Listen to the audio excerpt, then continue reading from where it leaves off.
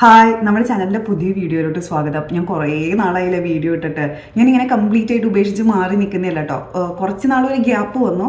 ഈ ഗ്യാപ്പ് വന്നതിന് ശേഷം ഞാൻ മിക്ക ആഴ്ചകളിലും വീഡിയോ എടുക്കുന്നുണ്ട്. മീൽ പ്രിപ്പായിട്ട് അല്ലെങ്കിൽ വേറെ എന്തെങ്കിലുമൊക്കെ ആയിട്ട് വീഡിയോസ് എടുക്കുന്നുണ്ട്. പക്ഷെ നമുക്ക് ഈ കുറേ നാൾ വീഡിയോസ് എടുക്കാതെ ആകുമ്പോൾ പിന്നെ എടുക്കുമ്പോണ്ടല്ലോ ഒരു തൃപ്തിയാവുന്നില്ല. ഞാൻ കഴിഞ്ഞ ആഴ്ച എടുത്തൊക്കെ ഒരു 2-3 മണിക്കൂർ ഞാൻ ഈ മീൽ പ്രിപ്പ് ചെയ്യുന്ന സമയത്ത് മൊബൈൽ ഇവിടെ വെച്ച് അവിടെ വെച്ച് ഇവിടെ വെച്ചൊക്കെ എടുത്താണ്. പക്ഷേ ഒട്ടും ഒരു തൃപ്തിയാവുന്നില്ല. പിന്നെ കുറേ നാൾ ചെയ്യാതാവുമ്പോൾ നമുക്ക് ഈ വീഡിയോസിനുള്ളൊരു ആശയദാരിദ്ര്യം വരുവേ.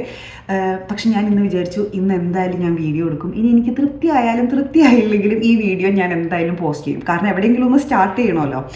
അപ്പോൾ ഞാൻ ഇന്ന് ഷെയർ ചെയ്യാൻ പോകുന്നത് ഞാൻ അടുത്ത വീക്കിലോട്ടുള്ളത് ഇന്ന് സൺഡേ ആണ്. എങ്ങനെയാണ് മീൽ പ്രിപ്പ് ചെയ്ത് വെക്കണേന്നുള്ളതാണ് കേട്ടോ. ഞാനൊരു 3-4 ദിവസത്തേക്കുള്ളത് എന്തായാലും മീൽ പ്രിപ്പ് ചെയ്ത് വെക്കാറുണ്ട്. മിക്ക വീക്കെൻഡിലും അങ്ങനെ ചെയ്യാറുണ്ട്. പിന്നെ അത് കഴിഞ്ഞിട്ട് ഫുൾ വീക്കിലോട്ടുള്ളത് പറ്റാറില്ല. അത് കഴിഞ്ഞിട്ട് ഒരു മിഡ് വീക്ക് മീൽ പ്രിപ്പും ഉണ്ടാവും. ചിലപ്പോൾ അതൊരു ബുധനാഴ്ച ആയിരിക്കും അല്ലെങ്കിൽ വ്യാഴാഴ്ച ആയിരിക്കും. അത് തീരുന്നതനുസരിച്ച്. അപ്പോൾ അടുത്ത 3 ദിവസത്തേക്കുള്ളതാണ് ഞാൻ കുക്ക് ചെയ്ത് വയ്ക്കാൻ പോകുന്നത്. അപ്പോൾ നിങ്ങൾ എൻ്റെ പണ്ട് ഇതുപോലത്തെ മീൽ പ്രിപ്പൊക്കെ കണ്ടിരിക്കുമ്പോൾ ഞാനൊന്നെങ്കിൽ വെയിറ്റ് ലോസ് ഫാറ്റ് ലോസ് അതിനൊക്കെ ട്രൈ ചെയ്യാറുണ്ട്. എന്താ പറയുക, ഫുഡിൻ്റെ പോർഷൻ വളരെ കുറവാണ്, അങ്ങനത്തെ ഒരു മീൽ പ്രിപ്പാണ് കണ്ടിരിക്കുന്നത്. പക്ഷേ ഇപ്പോൾ ഇരിക്കുന്നു പറഞ്ഞു കഴിഞ്ഞാൽ ഞാൻ വെയിറ്റ് ലോസിനോ ഫാറ്റ് ലോസിനോ ഒന്നും ട്രൈ ചെയ്യുന്നില്ല. മസിൽ ഗെയിനാണ് ട്രൈ ചെയ്യുന്നത്. അപ്പോൾ നമ്മൾ ഇച്ചിരി കാലറി സർപ്ലസ് ആയിരിക്കണം, ഇച്ചിരി വെയിറ്റ് കൂടിയാലും കുഴപ്പമില്ല എന്നുള്ളൊരു സ്റ്റേജിലാണ്.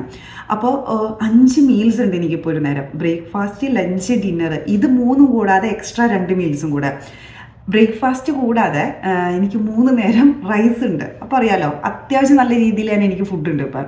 അങ്ങനെ എന്താ പറയുക, ഡയറ്റ് ആയതിൻ്റെ പേരിൽ വിശന്നിരിക്കുക അങ്ങനെയൊന്നുമില്ല. ശരിക്കും ഏതെങ്കിലും ഒരു മീൽ ഇല്ലെങ്കിൽ എനിക്ക് കുഴപ്പമില്ല.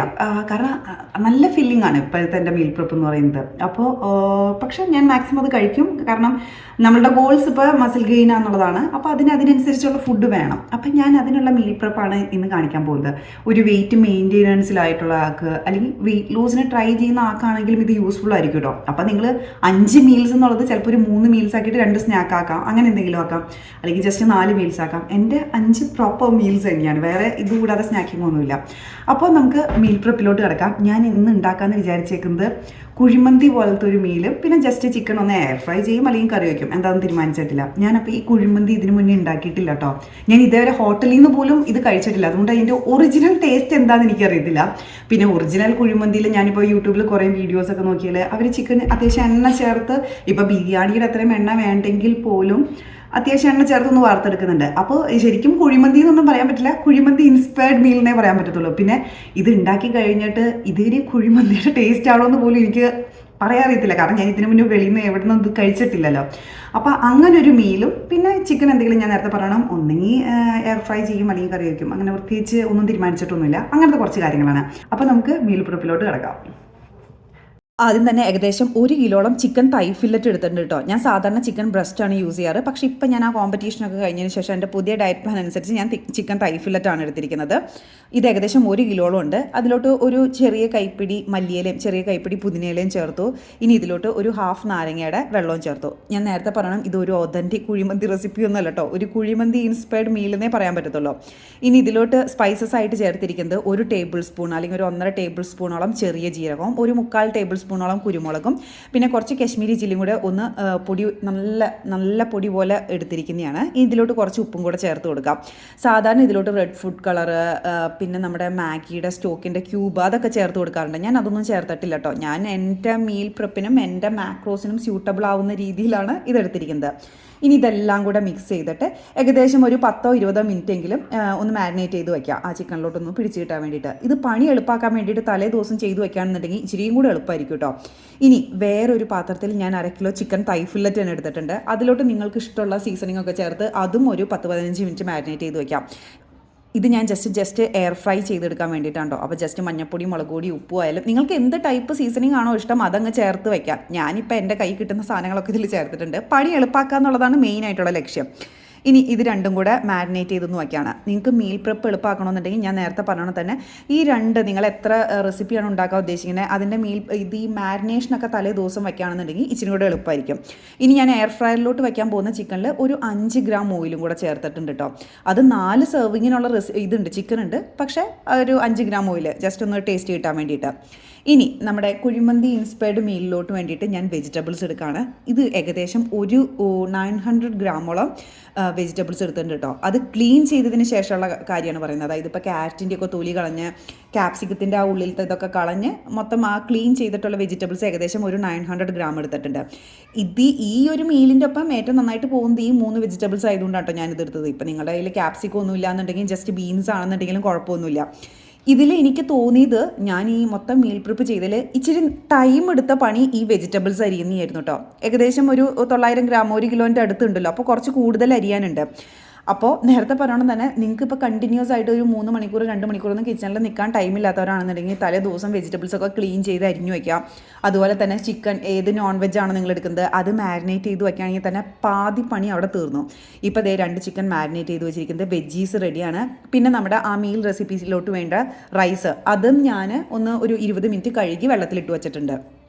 അപ്പോൾ കുഴിമന്തി മീലിന് ഞാൻ എടുത്തിരിക്കുന്നത് 1 കിലോളം ചിക്കൻ തൈ ഫില്ലറ്റ്, 900 ഗ്രാമോളം വെജിറ്റബിൾസ്, പിന്നെ എടുത്തിരിക്കുന്നത് 360 ഗ്രാമോളം റൈസാണ് കേട്ടോ. പെർ സെർവിങ്ങിന് 40 ഗ്രാം വെച്ച് 9 സെർവിങ്ങിനാണ് ഞാൻ ഉണ്ടാക്കുന്നത്. അപ്പോൾ 360 ഗ്രാമോളം റൈസ്.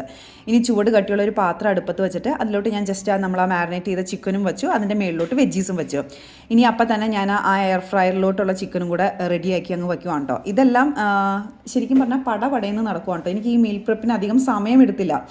ആകെ കുറച്ച് ഇതുണ്ടായ എന്താണെന്ന് വെച്ച് കഴിഞ്ഞാൽ എൻ്റെ മോൾ ഇടയ്ക്ക് അവൾ ഉറങ്ങുമായിരുന്നു. അപ്പോൾ ഇടയ്ക്ക് എണീക്കും. അപ്പോൾ എണീക്കുമ്പോൾ അവളെ കൊണ്ട് ഞാൻ അവളെ വീണ്ടും കിടത്താൻ പോകും. അങ്ങനെ കുറച്ച് സമയമേ എനിക്ക് എടുത്തിട്ടുള്ളൂ. അപ്പോൾ നിങ്ങൾ ഇതുപോലെ ചിക്കൻ തലേദിവസം ഉണ്ടാക്കി വയ്ക്കുകയാണ്, വെജീസൊക്കെ നേരത്തെ എടുത്ത് വയ്ക്കുകയാണെന്നുണ്ടെങ്കിൽ ഇത് പടേന്ന് പണി കഴിയും.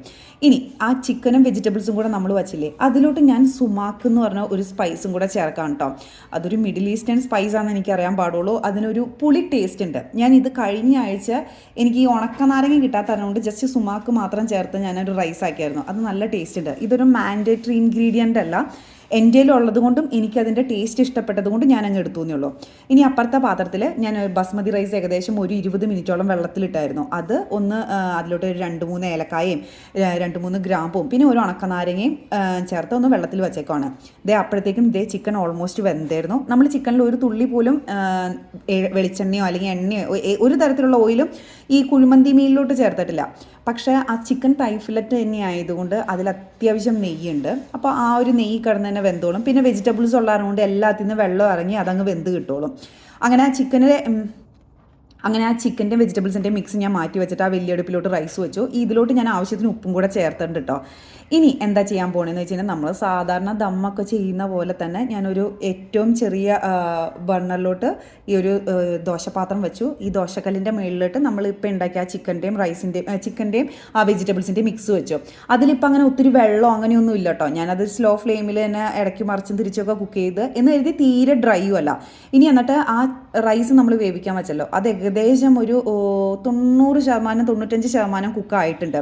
ഞാനതൊന്ന് വാർത്തിട്ട് ആ റൈസ് അപ്പം തന്നെ ഇതിൻ്റെ പൊക്കത്തേക്ക് ഇടുവാണ്. ഞാൻ നേരത്തെ പറയണത് തന്നെ ഈ ചിക്കൻ ഭയങ്കര ഡ്രൈയും അല്ല എന്ന് കരുതി ഓവറായിട്ട് വെള്ളവും ഇല്ല. അപ്പോൾ നമ്മൾ ഈ ദോശപാത്രത്തിൻ്റെ പൊക്കത്ത് വെച്ച് ഇങ്ങനെ ദം ചെയ്യണം കുക്ക് ചെയ്ത് എടുക്കുമ്പോൾ ആ ഉള്ള വെള്ളത്തിൽ നിന്നുള്ള ആവി വന്ന് ഇതങ്ങ് സെറ്റ് ആയിക്കോളൂ കേട്ടോ. ഇനി അതിലോട്ട് ഇതിങ്ങനെ വെച്ചു. ഇനി നമ്മൾ സാധാരണ ദം ചെയ്യാൻ വെക്കുന്നോണം അത്രയും മെനക്കേടില്ല. ജസ്റ്റ് ഞാനൊരു അലൂമിനിയം ഫോയിൽ വെച്ചിട്ട് ഇതിൻ്റെ പൊക്കത്തേക്ക് അതിൻ്റെ മൂടിക വെച്ചു.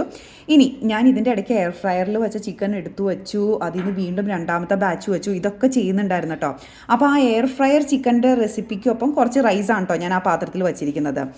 ഇനി ഇതിൻ്റെ ഇടയ്ക്ക് ഞാനിത് തുറന്നു ചുമ്മാ ഒരു പച്ചമുളകൊക്കെ വെച്ചിരുന്നു കേട്ടോ. അത് വീഡിയോയിൽ കിട്ടിയിട്ടില്ല. ഇനി ഇത് ഇങ്ങനെയൊന്ന് ചുമ്മാ ഒന്ന് മിക്സ് ചെയ്തെടുക്കാം. ശരിക്കും ഇത് നല്ല എളുപ്പമാണ് കേട്ടോ. ഭയങ്കര എളുപ്പമാണ്. അത്യാവശ്യം ടേസ്റ്റും ഉണ്ട്. ഞാൻ ഇതിൻ്റെ ഇടയ്ക്ക് പുലാവിൻ്റെ റെസിപ്പി ഞാൻ ഷെയർ ചെയ്തിട്ടുണ്ടോ എന്നറിയില്ല. ആ പുലാവിൻ്റെ റെസിപ്പി ഇപ്പം നമ്മൾ കുറച്ച് നാൾ കഴിക്കുമ്പോൾ അതിൻ്റെ ആ ഒരു ടേസ്റ്റ് നമുക്കങ്ങ് മടുക്കുമല്ലോ.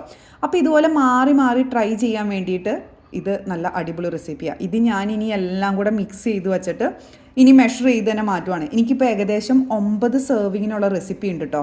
അപ്പോൾ ഞാൻ 9 സെർവിങ്ങിന് വേണ്ടി യൂസ് ചെയ്തത് 1 കിലോ ചിക്കൻ തൈ ഫില്ലറ്റ്, പിന്നെ 900 ഗ്രാമോളം വെജീസ്, പിന്നെ ഒരു സെർവിങ്ങിന് 40 ഗ്രാം എന്ന് പറഞ്ഞ് 4 36 360 ഗ്രാം റൈസ്. മൊത്തം മാത്തമാറ്റിക്സ് ആണ് കേട്ടോ എൻ്റെ കുക്കിംഗ് എന്ന് പറഞ്ഞു കഴിഞ്ഞാൽ. ഇപ്പം എൻ്റെ പേഴ്സണൽ കോച്ചിങ്ങിന് വരുന്നവർക്കാണെങ്കിലും അറിയാം ഞാനിങ്ങനെ ഈ 40 ഗ്രാം 45 ഗ്രാം ഇങ്ങനെ ഈ റൈസിൻ്റെയൊക്കെ മെഷർമെൻറ്റ് പറയുമ്പോൾ ഇതൊക്കെ കുക്ക് ചെയ്ത് വെച്ചിട്ട് ഞാൻ എല്ലാം എൻ്റെ ടിഫിൻ ബോക്സുകളിലോട്ട് മാറ്റി ഇങ്ങനെ നല്ല കറക്റ്റായിട്ട് വച്ചിട്ടുണ്ട് കേട്ടോ. ഇനി കഴിക്കാൻ നേരത്തെ ജസ്റ്റ് എനിക്ക് ഇതിൽ നിന്ന് എടുത്ത് അങ്ങ് ചൂടാക്കി കഴിച്ചാൽ മതിയോ. ഇത് കുറേ പേർക്ക് ഇങ്ങനെ ഈ മെഷർ ചെയ്ത് കുക്ക് ചെയ്യാത്തവർക്ക്, അല്ലെങ്കിൽ ഇപ്പോൾ ഒരു പ്രത്യേകിച്ച് ഡയറ്റ് ഒന്നും ഫോളോ ചെയ്യാത്തവർക്ക് ഇതൊക്കെ കാണുമ്പോൾ ഭയങ്കര കോമഡി ആയിട്ട് തോന്നും. അയ്യോ ഇങ്ങനെയൊക്കെ കുക്ക് ചെയ്യേണ്ട ആവശ്യമുണ്ടോ, ഇതിൻ്റെയൊക്കെ ആവശ്യമുണ്ടോ, ശരിക്കും കാണുമ്പോൾ തന്നെ ഒരു കോമഡി ആയിട്ട് തോന്നും, ഉള്ളത് പറയാമല്ലോ. പക്ഷേ എൻ്റെ ഗോൾസ് എന്ന് പറഞ്ഞു കഴിഞ്ഞാൽ മാക്രോസ് നല്ല കറക്റ്റായിട്ട് പോകണം. എനിക്കിപ്പോൾ ഞാൻ കോമ്പറ്റീഷനൊന്നും പോകുന്നില്ല. ഒത്തിരി ഫുഡ് ഫ്രീഡം ഉണ്ടെങ്കിൽ പോലും നമ്മൾ എത്രത്തോളം കറക്റ്റായിട്ട് പോകുന്നു അത്രയും റിസൾട്ട് നമുക്ക് കിട്ടുമല്ലോ, അങ്ങനെയാണല്ലോ. അപ്പം ഞാനതുകൊണ്ട് മാക്സിമം നല്ല സ്ട്രിക്റ്റ് ആയിട്ട് തന്നെ പോകാൻ നോക്കും. ഇതെല്ലാം മെഷർ ചെയ്ത് വെച്ചേക്കുന്നതാണ്. നമ്മുടെ കുഴിമന്തി ഇൻസ്പയർഡ് മീലാണ് കൂടുതലായിട്ടുള്ളത്. പിന്നെ എയർ ഫ്രൈ ചെയ്ത് വെച്ചിരിക്കുന്ന ചിക്കൻ ഉണ്ട്. പിന്നെ അതിൻ്റെ ഒപ്പം ഒരു റൈസും ഉണ്ട് കേട്ടോ. ഇത് ചുമ്മാ ബസ്മതി റൈസ് അങ്ങ് കുക്ക് ചെയ്ത് എടുത്തിരിക്കണമെന്നേ ഉള്ളൂ. അതിലോട്ട് പിന്നെ ഒരു ടേസ്റ്റിന് വേണ്ടിയിട്ട് ഞാൻ 2-3 ഏലക്കായയും 2-3 ഗ്രാമ്പും കുറച്ച് ചെറിയ ജീരകവും കുറച്ച് മല്ലിയിലയും കൂടി ചേർത്തങ്ങ് വേവിച്ചു. അത് കഴിഞ്ഞിട്ട് ഈ എയർ ഫ്രയറിൽ കുക്ക് ചെയ്ത് വരുന്ന ചിക്കൻ്റെ ബാക്കി ഒരു ഇച്ചിരി ചാറ് പോലെ ഉണ്ടാവത്തില്ലേ, അതങ്ങ് ഞാൻ ചുമ്മാ റൈസിലങ്ങ് മിക്സ് ചെയ്തു. ഇത്രയേ ഉള്ളൂ. എനിക്കിനി അടുത്ത 4 ദിവസത്തേക്ക് എനിക്കായിട്ട് വേണ്ടി ഒരു കുക്കിങ്ങിൻ്റെ ആവശ്യമില്ല കേട്ടോ. പിന്നെ ഫ്രിഡ്ജിൽ ഇരിക്കുന്നത് കൊണ്ട് തന്നെ ഉള്ളത് പറയാമല്ലോ, എല്ലാവർക്കും ഇപ്പോൾ വെളിയിൽ നിന്ന് ഫുഡ് കഴിക്കാൻ ആഗ്രഹം ഉണ്ടാവും, അല്ലെങ്കിൽ എന്തെങ്കിലുമൊക്കെ മടി ഉണ്ടാവും, അല്ലെങ്കിൽ ഇപ്പോൾ എല്ലാവർക്കും ഇപ്പോൾ full time work from home ഒന്നുമല്ല, ഓഫീസിൽ പോകേണ്ടൊക്കെ ആവശ്യം വരും. അപ്പോൾ എങ്ങനെ നമ്മളെല്ലാം തലേദിവസം റെഡിയാക്കി വയ്ക്കുക, അങ്ങനത്തെ കുറേ കാര്യങ്ങളൊക്കെ ഉണ്ടല്ലോ. അപ്പോൾ അങ്ങനെയുള്ളവർക്കൊക്കെ ഇത് എന്തായാലും ഉപകാരപ്പെടും കേട്ടോ, തീർച്ചയായിട്ടും ഉപകാരപ്പെടും. ഇതിപ്പോൾ ഞാൻ സെപ്പറേറ്റ് ബോക്സിലാക്കി വെച്ചിരിക്കുന്നത് തന്നെ അതിന് വേണ്ടിയിട്ടാണ്. എനിക്കിപ്പോൾ നാളത്തെ ഞാൻ ഓഫീസിൽ പോകുകയാണെന്നുണ്ടെങ്കിൽ ആ 2 ബോക്സ് അങ്ങ് എടുത്തിട്ട് പോയാൽ മതി. ഞാൻ നേരത്തെ പറഞ്ഞല്ലോ 5 മീൽസ് ഉണ്ട്. അപ്പോൾ ഞാൻ ഓഫീസ് കഴിഞ്ഞ് വരുമ്പോൾ തന്നെ വീണ്ടും ഇച്ചിരി റൈസ് കഴിക്കും. അത് ഇവിടെ കുക്ക് ചെയ്ത് വച്ചിട്ടില്ല എന്നുണ്ടെങ്കിൽ നമ്മൾ ആ നേരത്ത് ഓഫീസിൽ നിന്ന് വന്ന് കുക്ക് ചെയ്ത് ഉണ്ടാക്കി എടുക്കുക എന്നൊക്കെ പറഞ്ഞാൽ നല്ല മെനക്കേടായിരിക്കും. അപ്പോൾ ഞാൻ നേരത്തെ പറയണം, ഞാൻ കുറേ നാളുകൾക്ക് ശേഷം ചെയ്യുന്നൊരു വീഡിയോ ആണ്. ഇതിൽ കുറേ മിസ്റ്റേക്കുകൾ എന്തെങ്കിലും എനിക്ക് തന്നെ ഇത് ശരിക്കും പറഞ്ഞാൽ തൃപ്തിയായിട്ടില്ല. പക്ഷേ ഞാനിത് പോസ്റ്റ് ചെയ്യാണ്, അല്ലെങ്കിൽ ഞാൻ എവിടെ നിന്നും സ്റ്റാർട്ട് ചെയ്യലുണ്ടാവത്തില്ല. നിങ്ങൾക്ക് ഈ വീഡിയോ ഇഷ്ടപ്പെട്ടു എന്ന് കരുതുന്നു. ഈ റൈസിൻ്റെ റെസിപ്പിയിൽ എന്തെങ്കിലും ഡൗട്ട് ഉണ്ടെങ്കിൽ നിങ്ങൾ താഴെ കമൻറ്റായിട്ട് ചോദിക്കണേ, ഞാൻ അതിന് റിപ്ലൈ തരാം. ഇനി അടുത്ത ആഴ്ച മുതൽ ഞാൻ എന്തായാലും വീഡിയോസ് ഇടുന്നതായിരിക്കും. അപ്പോൾ എല്ലാവരും ഹാപ്പി ആയിട്ടിരിക്കുക, ഓണൊക്കെ അടിച്ചു പൊളിക്കുക. Thank you for watching me. By.